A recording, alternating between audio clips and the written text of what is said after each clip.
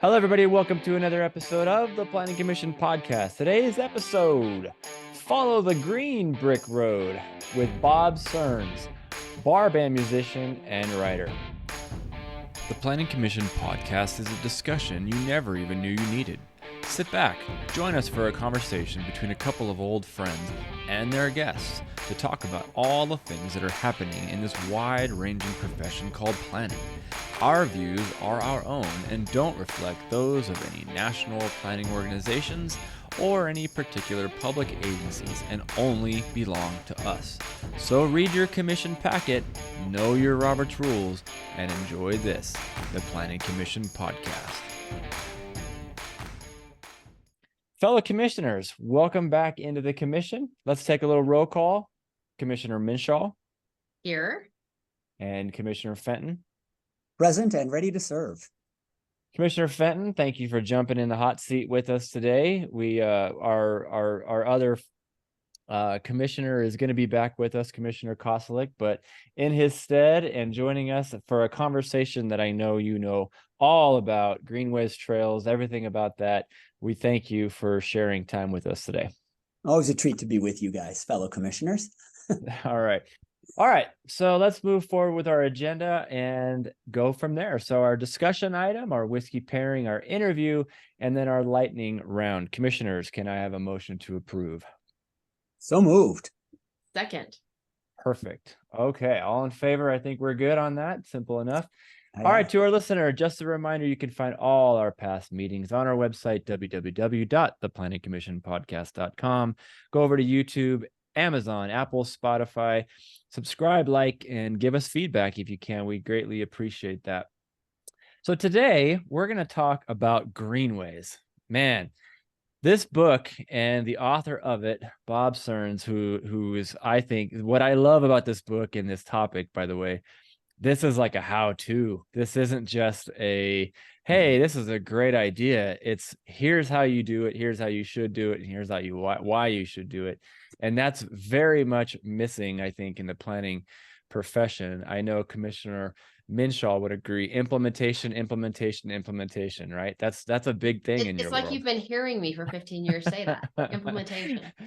Well, us planners are great at pontificating. We're not always great at executing. I mean, all right. And let me say this, man. Bob is an executor. His experience is really built on real field work and taking lots of lumps. One of the things I've learned from Bob is he's taken a lot of lumps over the years, but learns from each of those. So they're just better at it the next time because he's done so much of this work in the field with communities. Yeah, that's great. Let's learn how to take those hits, but keep on rolling, come back stronger, right? That's the definition of a fantastic planner, public servant, and so forth. And man, that's certainly par for the course in the year 2023. We're all getting beat up out here, right? But we got to keep after it. We were talking about that at a previous episode, Mark, that sometimes it feels like these podcasts are, group therapy for us, what we're going through. So hopefully for listeners, they'll realize that too, is sometimes you just need that support group and realize that there's still motivation to get up and keep going. You're going to make a difference. So here's what you need to know. I called on Bob once. We were trying to get some trail work done on a rail corridor in my community. I called him up and I said, the owner of the property is not interested. The transportation department, I said, they're all giving us no's. He goes, have you heard no 7 times yet? I said, what do you mean? He goes, you got to hear at least 7 no's before it's a real no. Because no, the first no is just because it's the easiest answer to give. So they can say, no, you can't put a trail there. And then the second one's going to be no because of, and then they'll start to list the reasons. He says they got to get to 7 or 8 or maybe even 10 no's before it's a real no. Yeah. So Commissioner Danley, is that true with your wife, Brenda? Did you get 7 no's before she finally said yes, she would marry you? There it is. Wow. Hold on. I'm going to message Brenda and see if that 7 is true. Oh my goodness. Is that the magic number? Wow. I didn't see this coming. No, I was very fortunate. She said yes. She blew out like one of our most recent popular musicians who just passed away. She blew out her flip-flop on the way, to the answer on the side of a mountain. But that's a whole other story. So well, I got one and I was fortunate in that respect. So all right, let's have our discussion item before we move forward with our interview and our whiskey pairing. I'm going to go kind of very, very broad. And for you in particular, Mark, I expect a good answer here. I mean, not just some run-of-the-mill answer, buddy. Pressure's on. I'll go first to give you both a chance to really think about this. But I want you to suggest to me or name a greenway in this country that you think every American really ought to lace them up and go walk on, right? Or bike ride, whichever, right? But one of them out there in some state, maybe it's lesser known, I don't know, but something out there that, man, should be on the bucket list, right? So I will start. One of my favorites, I've named this, I think I may have mentioned this in the past, but it is a trail, kind of a rail trail in this case, that was converted up in the northern Idaho area, that goes from the city of Plummer, which is part of our Coeur d'Alene tribal area, and it heads up 72 miles and it heads over towards the Montana line up by Coeur d'Alene, and at one point spans over the lake in the old railroad line that is now, obviously paved and nice and smooth. So at one point you're over the lake, and it's just a stunning view. And man, oh man, it is just beautiful, especially certain times of the year, the fall colors or the spring colors. And you're going through these, couple small towns, ice cream shops right off of the side of it, and looking out of the bay, fishermen and the whole nine. And it's just a great experience. So that's mine. So I'm going to turn it over. Which of you want to go first and jump on in? We'll let Mark go next. All right. First, I'm going to give you my cheating Chris answer. took my general geography area. So. Oh, you did? Okay. So I'll go to the other end of the country. I'm going to go to the East Coast. My cheating answer is the East Coast Greenway. There's an organization called the East Coast Greenway Alliance that's building a non-motorized, or connecting, let me say it better, connecting greenways, pathways, and trails from Calais, Maine to, funny that you should mention Jimmy Buffett, all the way to the Florida Keys. Off-road path. Their eventual goal is off-road path the whole way, and large sections of it now are. In other words, we rode from Baltimore downtown to downtown DC, largely off-road on sections of this. The ECGA, East Coast Greenway Alliance, is the one that's working to get this thing created. They are essentially working with, you can imagine, agencies, state departments, local municipalities, right? All the entities that are trying to build sections of trail along the eastern seaboard. And essentially, it's kind of going to be an urban Appalachian trail, because it's sort of down the parallel to the Appalachian mountain chain, but coastal side, through all of the states of the eastern seaboard. Lots of it's done already. I think notable sections that I would absolutely make sure I go see is some of the stuff up in Maine, north and south of Portland, Maine, fantastic, into New Hampshire. That section from Baltimore to DC, out of this world. Down in the Carolinas, some great work's being done, and really many other places along the way too. Rhode Island, by the way, is the state closest to having, now it's a small state admittedly, but having a full border-to-border non-motorized pathway complete. And I would absolutely do that. And while I'm in Rhode Island, I'd ride the East Bay Path, because there's a wonderful ice cream shop at the tip down there. And so you've earned your ice cream if you've ridden your bike or hiked down the Greenway. So I know that's kind of cheating, because I gave you dozens of actual, but it's quite a project, and it's really happening, is what's amazing about it. I had no doubt that you would be able to rattle off a whole bunch. So yeah. Sorry, buddy. Yeah. No, you're good. You're good. All right, Sabrina, what do you got? I'm curious. All right. Well, I wanted to let Mark go because I didn't know he had 10 of them, but I figured I'm sorry. most of it. So since he went to 10, I'll just pick 2, but I'll be brief with them. One is close up where you were talking about, Chris. It's definitely the Centennial Trail up through from Coeur d'Alene through Spokane Valley to Spokane. We lived up in that area for about 3.5 years, and it was great to see just the variety of just, while it was very, all sorts of modes, you're also now starting to see, at least in the city of Spokane, trail-oriented development and housing, and redevelopment of really old kind of brownfields that is amazing. And then another one that I thought he was going to take, but I'll just say, is the Freedom Trail through Boston. Yes. Not necessarily, of course, a bike or fully walk, but just the experiential side of being able to stop and see the history and just be through so many different parts of a community, which is similar to what our guest is going to speak about, of just those loops. It really just stuck with me. So it's something that I think people should experience. It was very different than what I expected. That's wow. Awesome. And it's a great example of a town loop. You're absolutely right. Yeah, That's a great example. Yeah. Brilliant. you can walk that with a national park ranger and learn about, That's awesome. and learn about where Paul Revere's house was and where where the Boston Tea Party happened. It's Bunker Hill, all of that. Yeah, Or it you puts can you, just go it puts you back saunter it. in that, right? It just Yeah. is an experience. It draws you back to hundreds of years ago. Yeah, well said. Well, and we're already talking about things that are Yeah. not only related to the Greenway, but other elements of it, and the trail-oriented development thing, right? I mean, gosh, that's one of those areas that I see cities miss a lot, and you're just kind of going, you have this fantastic thing, right in your backyard, and people have worked really hard. Why are we not taking more advantage of it in some way or another? And some places I think are doing a bang up job, but others, it seems like we're still kind of turning our back. Or I love it when you have the loading dock out by the back of the pathway, and it's going, what? Come on, we have an opportunity here, and we're swinging and missing for sure. So, all right, very good. This is going to be the TOD of the next decade, I think. Oh, yeah. Trail-oriented development, not just transit, but trail-oriented development. I think you're dead on with this, Chris. So much 100%. And the economic upside, by the way, the economic upside for communities. You don't have to do this because of some moral underpinning, it's good for the environment. Do it because it's good for your economy. I'll sell any city councilor on that. Yeah, it's the next iteration of how to be interesting and how to set yourself apart, right? And again, I was just in, oh my gosh, this was fun. It's not exactly a Greenway, but related in topic anyway. We were in Wallowa, Oregon, which is the northeastern portion of the state, almost to the Washington and Idaho border, just on the west side of Hell's Canyon area. And this little town of Joseph that's tucked in against the hills, and this really beautiful glacier lake that was carved out. It's just a stunning backdrop. Well, there was a rail line there that the track is still in place.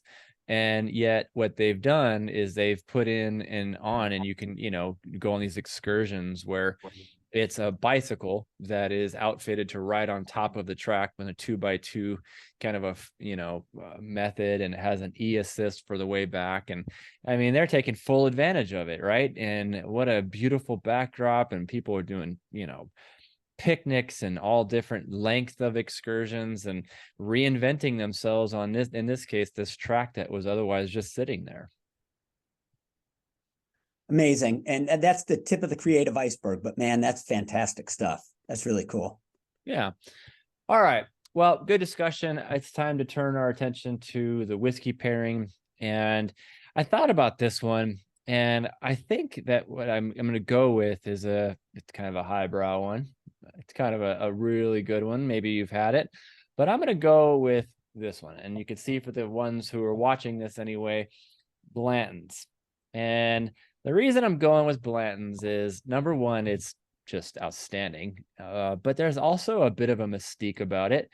It's quite a topic in the whiskey environment, in the whiskey world, because not only does the whiskey taste really good with each iteration, but if you don't know, the tops and the corks and the bottle tops are quite prized and quite sought after. And I think that kind of really goes well with our conversation of Greenway, because they're also sought after, but they also change with each year, and that's what makes them unique and sort of collectible in that way. But the big picture is the conversation that we're about to have with Bob is, what's that next iteration? And what is the next thing, and the next part of this, the next evolution? And so in my case, every year these little bottle tops change, and again, people are interested in the topic and the whiskey that's inside. So thought that would work for today's interview. There you go. Thank you, Blanton. If you want to send some our way to, try out, we're good with that. That would be just fine. I did notice it was a picture of a whiskey, since we didn't have Commissioner Koslowski actually showing us whiskey. Yes, definitely higher brow when you don't have an actual one to show us. Yes, this is true. And I think I at one time might have had it in my bar, but didn't last long because it was just so, outstanding. So, all right, before we turn our attention over to the interview, just as a reminder to our guests and from our partners at Plan Edison, We'd like to take a quick moment and thank them for supporting today's podcast. If you're looking to sharpen your urban planning skills and advance your planning career, head on over to Plan Edison Courses, which offers over 300 courses on cutting-edge planning topics and skills such as parking reform, missing middle housing, equity analysis, and climate resilience. Visit courses.planedison.com/PC10 to take full advantage of an exclusive offer for Planning Commission podcast listeners. So without further ado, it is time to interview our wonderful guest, Mr. Bob Searns, who, again, not only is he a writer, I mean, maybe more importantly, the guy is a bar band musician, and we got to get into that topic as much as anything. Bob, thank you for joining the Planning Commission podcast. Thank you, Chris. I think this is my first Planning Commission meeting where Blanton's or any type of imbibement was offered. This might be one of the more civil Planning Commission meetings I've been to as well. And way more fun. That's why you have to have whiskey. There you go. Oh, absolutely. Yeah, I got my cup if you're serving. You got to save those little horses. I think you get a little display case if you save enough of them. I've been told. Well, we're trying to make our mark, and if we make no other mark in the planning world, then to serve whiskey at Planning Commission meetings, then we've done our service. It's a success. Yep. All right, so Bob, why don't you just tell our audience about you, your background, how the heck you even became interested in trails, greenways, and just the general planning profession overall. Yeah, well, this goes back a ways. I was a kind of a disgruntled law student trying to figure out, do I really want to do this? What direction do I want to take? And so I shifted into an architecture program. This is the University of Buffalo, and they actually put me in a joint program where it was an architecture program where they were emphasizing multiple disciplinary teams, and I was the lawyer on the team. And so that got me into the notion of design and planning. And it's something that I'd always had kind of a heart for, but had never really thought about it as a direction. And anyway, with that degree, in the law degree, and I also had an undergraduate, it wasn't a law degree, law school. I'm a recovering law student, still on leave of absence, technically. But anyway, I combined that with an economics degree and found those skills very useful to get into planning. And I took a job with the Erie-Niagara County Planning Commission in Buffalo, New York, that metro area. And I was assigned to come up with some kind of corridor for the Niagara River, which connects Lake Erie to Lake Ontario. And long story short, I was able to get kind of a reputation for at least an experience background for attempting to do something with waterfronts. And at the same time, I got into skiing, and I decided I really wanted to be a ski bum and move out to Colorado. So to support my ski habit, I took a job with the Denver planning office. And because I had done this work on the Niagara River, I was assigned to the Platte River, and the Platte was kind of a wasteland. When I first came to Denver, I couldn't even find the river. It was just kind of a disaster area. And so I was assigned to coordinate a project of turning that into something that would be a destination for people and to revitalize the river. And so with some of my colleagues there, we laid out a plan, and sort of coincidentally, the same process, by the way, was going on in Raleigh-Durham, North Carolina. My colleague, Chuck Flink, was involved there. And I think both of us kind of came up at the same time with the notion of calling this corridor, what were we going to call it? It's a river. Do we call it a blue way? Well, it's not exactly blue. What do we, a walkway? No. So we kind of decided we would call it a greenway. And actually, others have used that term. William Howley White is one of them, talking about green routes that would connect things together. But long story short, I got into this business of planning, not only planning, but planning, designing, and developing greenways. my job was to raise the money, negotiate rights of way, put together teams. I've been kind of trained to do that in architecture school, multidisciplinary teams to make a project happen. And so I turned that into a career.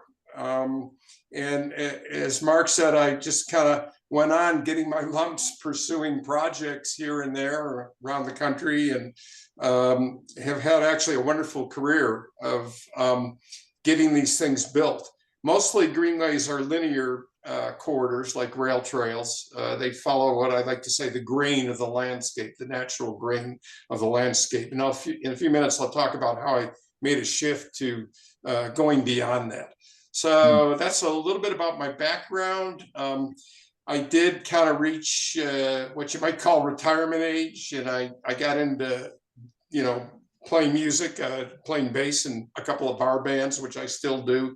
But I also wanted to continue to be involved. And so I decided I would get into writing. And the wonderful people at Island Press were gracious enough to accept a proposal that I sent them, and wrote Beyond Greenways. I worked with a couple wonderful editors there, Annie Barnes and Heather Boyer, who worked with me to put together the project.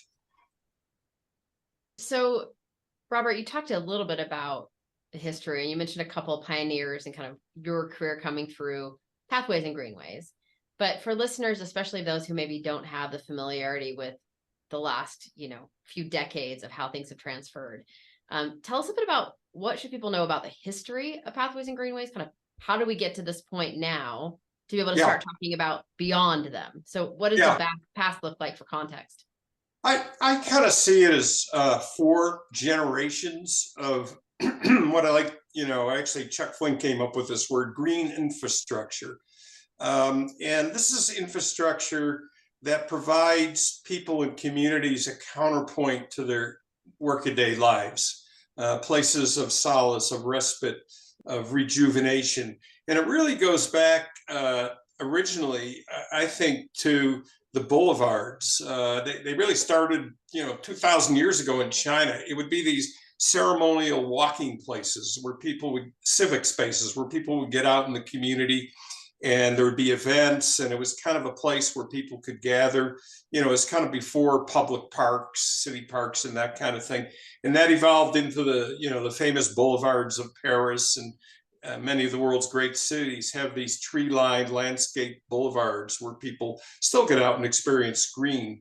And I think that the next key step, that was kind of the first generation in my mind.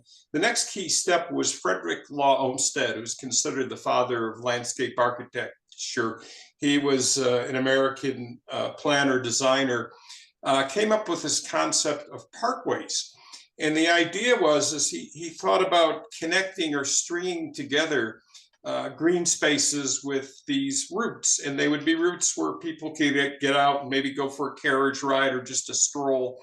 And he saw these as a counterpoint to kind of the harsh industrial conditions of the late 19th century after the Civil War, where people could get that respite.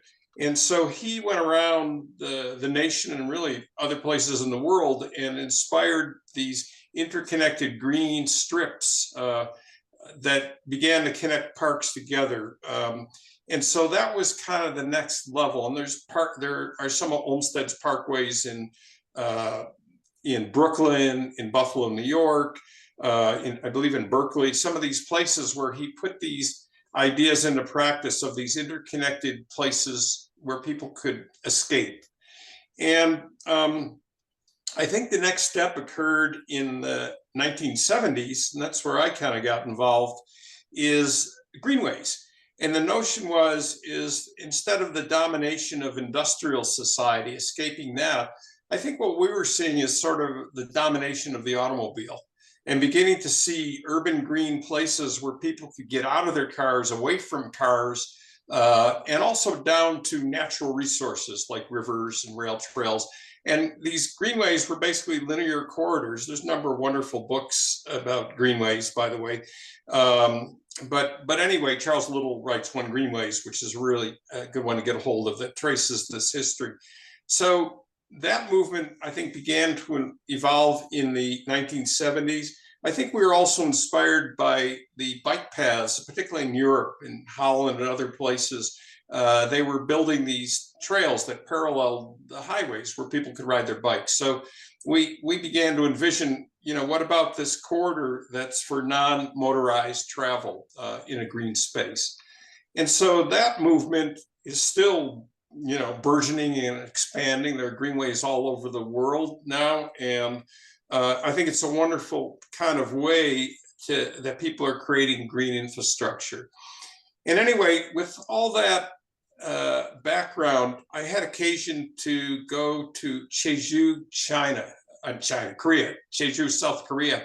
And Jeju is an island off the coast of Korea. It's about the size of Maui. And I went to a conference there. And while I was there, I ran into a number of people who were very into creating walking paths. And one of the features of Jeju Island is a circular walking path that goes around the edges of that island. It's several hundred kilometers where you can walk along the edge where the land meets the sea, and you pass through these various hamlets and villages, and you can stay along the way. They have these, they call them the grannies, these people who run these B&Bs along the way where you can stop. But long story short, I just got impressed by that notion of a circular corridor with an emphasis on foot travel. Not that there's anything wrong with bicycles, but just a place where you could just be out there and all you really needed was your feet to kind of propel yourself along. And so that kind of led to thinking about a different iteration. And at the same time, another thing happened. I was retained, myself and my colleagues, by a health agency to do some planning for fitness and dealing with the issues of obesity and cardiac issues in a mostly working class suburb of Denver, to do what we called a walk, bike, fit plan for that. And while I was working on that plan, I remember a couple of elderly women, they're actually younger than me, but a couple of elderly women came up and asked, we just want a place we can walk. We can easily walk. We don't want to have to jump out of the way of bicycles. We just want to have a peaceful daily place to walk. And this question of routine walking every day. And as my colleague Jeff Olson likes to say, make every doorstep a trailhead, where you could really enable people to just get out and easily go for a pleasant walk. And so I began to think about, we talked about pairing whiskeys, pairing with these grand loops, which kind of came out of this Jeju experience of these grand loops around places, walking loops, that it might be hundreds of kilometers, combining that with shorter loops that might be, a 3 to 6 mile loop that you could, take every day or on a weekend in a city. So those two components started to emerge in my mind as kind of a different geometry. It's going from the linear to the circular, and with an emphasis on foot travel. Although, bikes aren't excluded, but emphasizing foot travel. So long story short, that began to get me thinking about this different notion. And in thinking about it, I actually got a few family members and friends and a couple of dogs, and we went out and decided we were going to walk around the edge of Denver just to test this whole thing out. So we all set out, and every weekend we would go out and we would walk a piece of this until we had walked all the way around the edges of Denver, where city meets countryside. We walked through the hills, the prairie, all these places. And so after actually experiencing that, I said, boy, this is pretty cool. So I put all that stuff together and kind of put it into a concept for, maybe something we could put into a book, get it out. Oh, wait, okay. I'm going to just cut to the chase. You did it, man. You made this book. It's called Beyond Greenways. It's fantastic. It really builds on this premise, Bob. And I want to ask you, as you think about, there are these two concepts that you introduce in the book in detail, and you're really practical as you sort of talk about how to get this done, the town walks and these grand loops, and connecting them so that now your front door becomes your trailhead. It's really strong. when you did that around Denver, or harken back to your youth growing up in Buffalo, right? Because I know of the Olmstedian sort of grand boulevards there, that still some of the roots of that is still there and being restored now in Buffalo, Yes. too, which is really great to see. Do you see a variety of different types of facilities? Like as you describe it, it's not like it's always separated pathway, right? I mean, it's one of the, I think the interesting things about the book is that you begin to imagine lots of different tools to complete the town walks in the Grand Loop. Is that a fair reading of where you are with this? Yeah, this thinking sort of just opened up a whole new way of thinking for me. And you're exactly right that one of the things I like to call it the human powered SUV. One of the things about foot travel is there's a lot of flexibility when you're walking. You don't need a highly engineered surface to move about. You can do it that way, and a lot of greenway hike bike paths are that way, but it got me thinking about the very flexibility and variety that these corridors could take. They could be for fitness, for health, for culture. They could be environmental kinds of enhancements. So I began to see that. And I also began to see, because I thought, who's going to do this crazy idea? And then I started looking around. I discovered that cities were doing this. I discovered, for example, when you mentioned this, Mark, there were two women in Tucson, and they got a hold of a bunch of leftover turquoise paint that the city had, and they got a line painter, and they worked with the city, and they actually painted a stripe in a circle, a loop around the historic district of downtown Tucson. And we went and walked that. It's amazing. And all it took is some paint and obviously a vision, and you see these wonderful old Spanish colonial historic buildings. And you really get you go through these barrios, you get the whole history of Tucson in this one experience. So you got that range. At the other end of the spectrum, Denver right now is planning what might be a $100 million grand loop around its core area, which is kind of going to be a destination greenway. It's going to be, they call it the 5280 trail. It'll be 5 miles long. And that's major modifications. That'll be biking and walking combined. And then there's a whole range of other ways that you can execute these things. The Jeju Island one is, you can bike on it, but it's more of a foot route. There's even one in Brazil, in Rio de Janeiro. It's not quite a total loop yet, that goes up through these jungles on the edge of the city and then down into the city along, so there's all kinds of ways. I think it's really up to the creativity of whoever wants to pursue this. I like to say the greenways, these ways that I'm describing, the beyond greenways, these grand loops and town walks, they go against the grain of the landscape. They don't follow the train, they follow other defining features. And because of the flexibility, there's lots of ways you can build them. They can even be on street in places. So there's just lots of ways you can do it. You recently did a walk in Buffalo where, portions were along the Erie Canal towpath trail, but sections were going to be along street, you told me, and just sort of connecting links and so on, right? Yeah, I just finished that last week. Yeah. Fantastic, buddy. So Bob, how did the dogs do? How did the dogs do in your walk all the way around Denver? They hang out? They're all right? They loved it.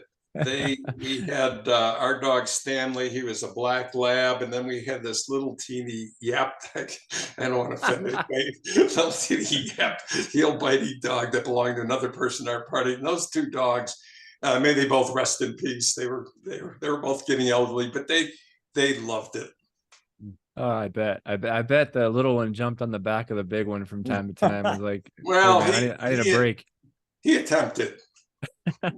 Chris, you're speaking my dog language, but we found it fascinating. We were up camping a few weeks ago up above Crouch, and we have a 15-year-old Yorkie poodle, which my husband calls the rat. He looks like the rat from the Muppets. He's just so ugly, he's cute. But we thought for sure, we didn't really know where we were going hiking to. Like, it was a pathway, but we didn't really know. And so it kind of reminds me a bit of what Robert's talking about. So our 15-year-old dog, who's not far off the ground, was with us. We're like, we're going to have to carry this dog. So we had a backpack just in case we're going to throw this old dog in. We ended up tracking it on our watches. We went almost 3.5 miles, not knowing where we were going, just following different paths, just like you're talking about. He was in the front of the pack the whole time. He had no interest in going with other dogs. he was just as happy as could be at 15 doing that. So, we probably underestimate dogs and people sometimes of when they have so many things to do on these trails. He had no interest of stopping for us. Yeah, and I think that I mean, through the eyes of a dog, but I mean, I think we're very much in the same way, which is when we engage in our sort of an adventure in a place that we've maybe never have been before. I suspect that at times we kind of get lost in that moment. We don't care about the distance. We just kind of keep on pursuing and what's around the next corner, right? And we don't even think about it. And I argue that, man, that stimulation and that sort of sense of unknown is critically important to motivate us to go do something and out of our wheelhouse or something we would normally do. Yeah. So, Robert, when I was reading your book, and this is for our listeners, is your little tidbit, there's a great little section here, and I'll read it because it's on my screen. It says, I also learned that walking is about more than getting from here to there. It's about being in a place in a moment and about the joy of the journey. And that's why I brought it up that, my 15-year-old dog, you could just see it. But Chris is right. Like in all these places, whether they're urban loops or grand loops that you talk about, it's just about the enjoyment of that, that moment that you didn't know you were going to see. And so enjoy the journey. Right. As you start, I know Chris has some questions here about kind of planning challenges and implementation, but as we all do this work, I just don't want to forget that it's about that moment in the journey for whoever it's for. Yeah. Yeah, it's really ultimately what it's all about. And I'm going to mention another one of my muses that inspired the book, a guy named Bernard Olivier. I met him on the flight to Jeju, and he was a French journalist. And when he turned 62, he had sort of a mandatory retirement. His wife died. And he was just devastated. And he went and he walked the Camino de Santiago to kind of find some solace. And that not being enough, he decided to walk from across Southern Asia, from Istanbul to Zhuan, China, a 7,000-mile journey. He's actually documented in a book called here's his first volume, called The Long Marché. And he really conveys that notion of the healing sense, but even if you don't need healing, just that being in the moment.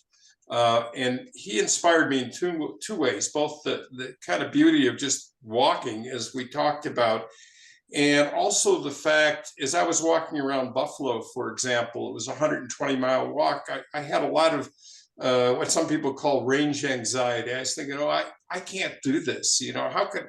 How could I possibly do this? And it's scary and this and that and the other thing. And every time I kind of feel a little discouraged, I think about Bernard, and I said, this guy walked across 7,000 miles across Southern Asia.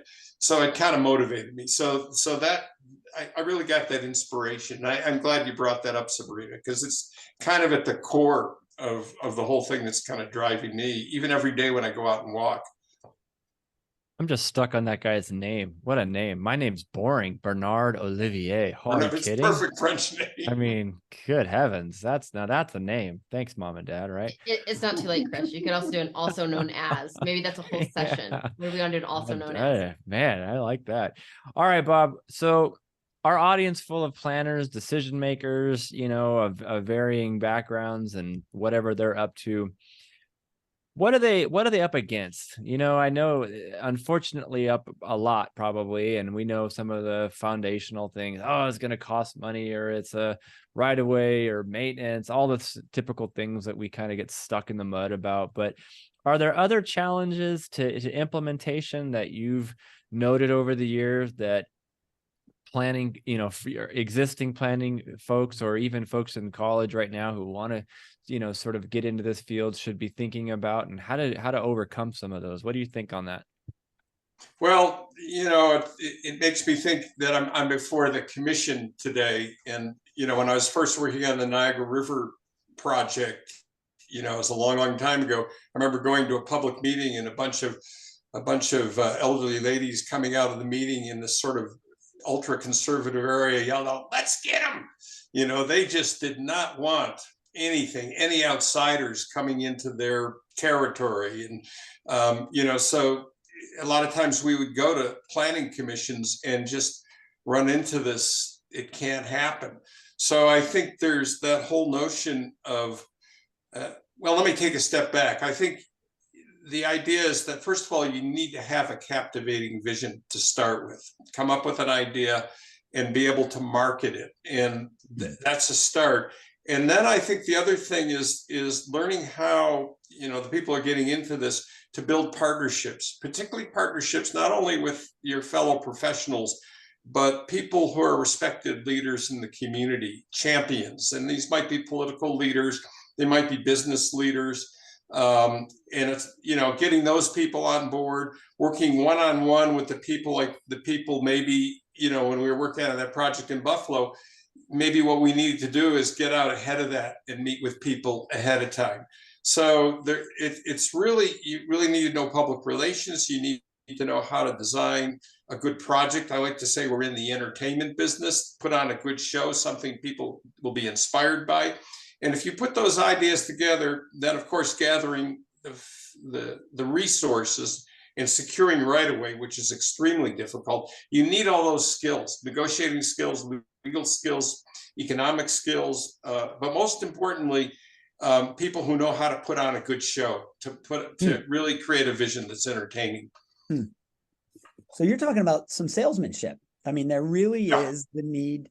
It's funny, I was just talking to a mayor in Idaho, to my Idaho friends, the mayor out in Teutonia, who is a wonderful guy.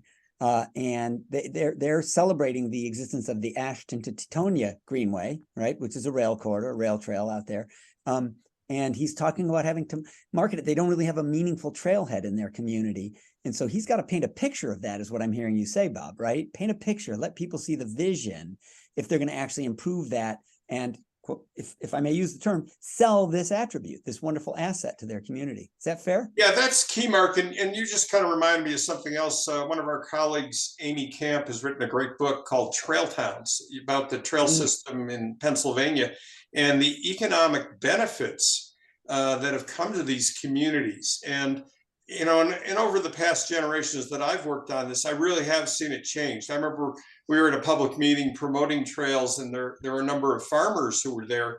And instead of saying, let's get them, what one guy I remember said, how do I get one of these near my property? Because, I want to put in a bed and breakfast, So I think that also there is an economic side to it, and there's an exchange. There's a benefit you have to trade, with some of these people that initially maybe opposed these things. So that's a great follow-up question for me, coming from a county development and planning. Our area is very much that mix between urbanizing and agriculture. And a lot of conversations being done around agritourism, and where, as you talk a lot in your book about, where urban and our rural areas meet. So who are some of those partners maybe that we don't think about that are emerging? Because from public sector, and I know a lot of our planners are public sectors are listening, but it's kind of the old Margaret Mead quote, you can't doubt that a small group of thoughtful, committed citizens can change the world. And indeed, that's the only thing that has. Whether it's people that are showing up at the meetings or being the advocates. So who are those partners we don't think about? I mean, the farmer idea is fascinating. Who else has to carry that message and help sell it, like Mark said? Well, I think that's a really good question. Sometimes it depends on the circumstance of the project, and getting to know. When I start working on a project, we look at all the adjacent property owners and try and contact as many of them as we can one-on-one. It might be realtors in the area. It might be the travel industry.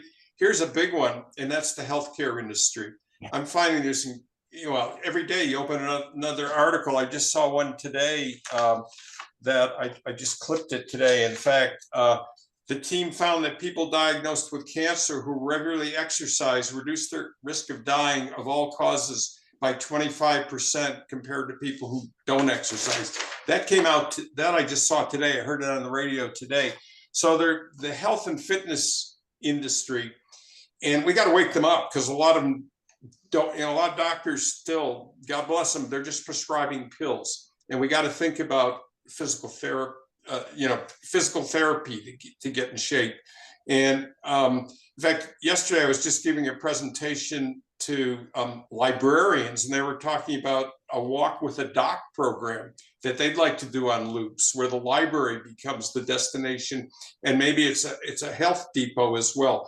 So there's myriad partners that you can look to.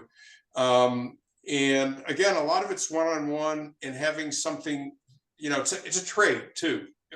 What's in it for them, what's in it for us, that kind of thing. But don't limit yourself to, planners sometimes just talk to planners or architects. Think about the engineering community. I also presented to a group of traffic engineers. A lot of them want to get out of the box they're in of just getting cars from here to there. So there's kind of a myriad list of partners, but get out of the silo thinking. Think about all the different benefits that go to all the different participants. And then sort of the identities of some of those partners will start to pop up for you. Yeah. And we've learned that with the public health folks, they've always been the ones to put on programs. They'll do the 5K walk. But back to the ladies you met after the one visit that said, all I need is a place. I'm happy to follow your recommendation, doctor, to go walk 30 minutes every day, because that's what the public health recommendation. Give me a place to do it safely. Use that blue paint. Give me that line down the road. Give me a town walk outside my front door, and I'll do it. So I think this is so critically important, and I agree with you about the public health. So here's the question, though, Bob. We're nerds for this. It's like 4 nerds with the choir singing the praises, Greenways, yay! We all love it and believe it. My real question is, do you think this is as cool, as it is there really a moment for this as we think, or are we gonna have to do a lot more work? You're suggesting there's this moment for the 4th generation of the Greenway evolution, right? Or this idea. Is this really a cool idea whose time has come? And if so, why are you so certain of that? Well, one thing, I've learned from you about the pyramid with infrastructure or public policy really being at the base of this, is getting a policy of having broad spread infrastructure. And, I think I'm putting it out there. We're putting it out there. I think the time and place is up to us to create.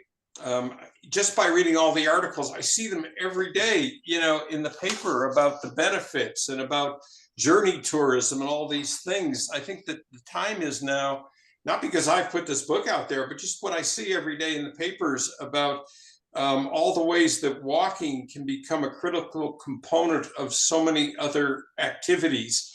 I think it's a time. But I also want to add that things like this, when we've been building greenways. Greenways don't happen overnight. It can take a generation to get a greenway built, or longer. But the thing is to get pieces in place that can stand on their own. They should be logical. You don't want to build a trail to nowhere, but maybe you build just an inspiring loop like they did in Tucson, and then that can become viral. So you think about creating a good viral model, but at the same time buttressing that with what you talk about, Mark, is trying to reform policy. I think the two play hand in hand. And the one thing I want to add to that, everybody talks about health and fitness. People aren't going to go get healthy and fit because they're told they should lose weight, or they should, some people will, or, improve their cardiovascular. We know that's a fraction. You're right. Yeah, they're going to go because they enjoy the experience, so you want to, it's about putting on a show. We're in the entertainment business. Create an experience for people with your model.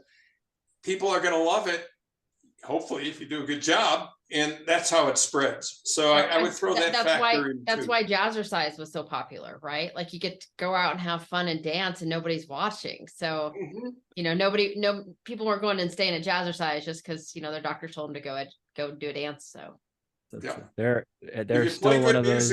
The people will dance.